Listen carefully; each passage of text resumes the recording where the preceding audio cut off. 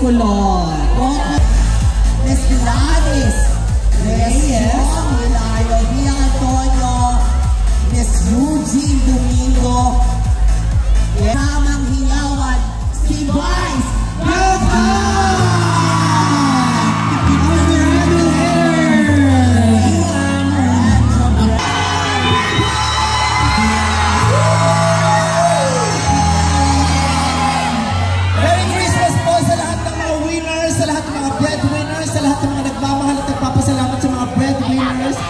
I love you too very much.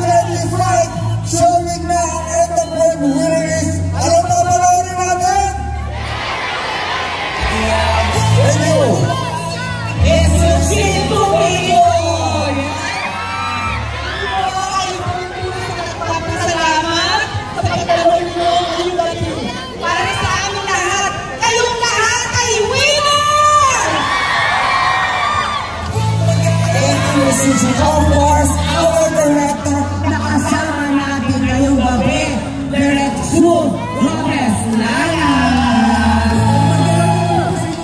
Pelikula ito ay gawa namin para sa iyo.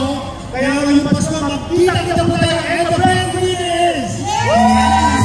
Of course, bago natin tawagin sila, pwede ba magsigawan tayo ng breadwinner? Okay, sabay tayo lahat ha.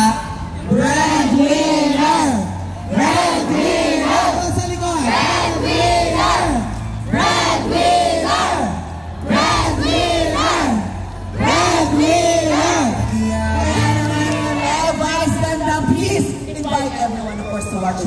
Ayan, personal po akong nagbibigay sa inyo ng imbitasyon na sa December 25 po, panoorin nyo and the breadwinner is, ito po yung natatanging comedy movie na entry sa Metro Manila Film Festival. Kaya makakaasa po kayo na itong pelikula ko ay magbibigay sa inyo ng katatawanan, nagpapahalakhak sa inyo at madami pang iba dahil bukod sa tawa, paiiyakin din po kayo ng pelikula ito. So, marami kayong nararamdaman. May comedy, may drama, may fantasy din po ito, may horror din po ito, at may action din po ito sa pakita namin dalawa. Meron din kami action ni Jong, may action din kami ni Gladys.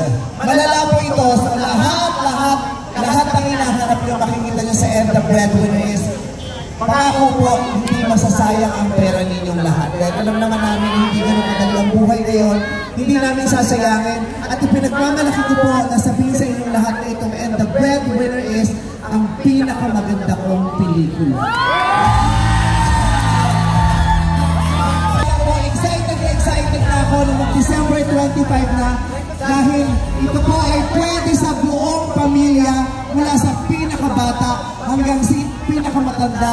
Rated PG-13 po ito, kaya okay lang na may mga bata dahil may kasama naman kayong matatanda. Okay lang po yan para sa buong pamilya. At ito po ay idinirect ng isa sa pinakamahuhusay na direktor sa Pilipinas ngayon, critically acclaimed director, Direct June Robles Lana.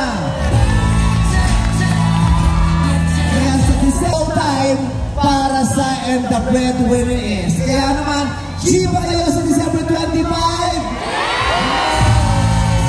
Maraming salamat po.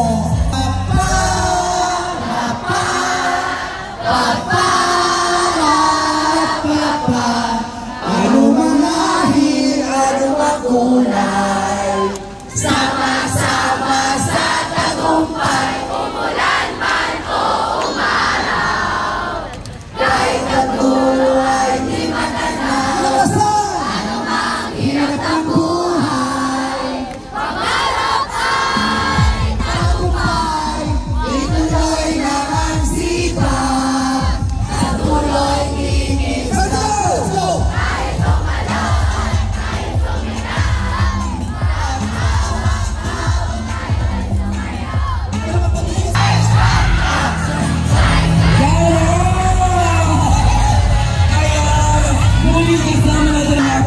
ng makasaysayan 50th edition ng Metro Manila Film Fest, isang commemoration Frisco San Juan to award the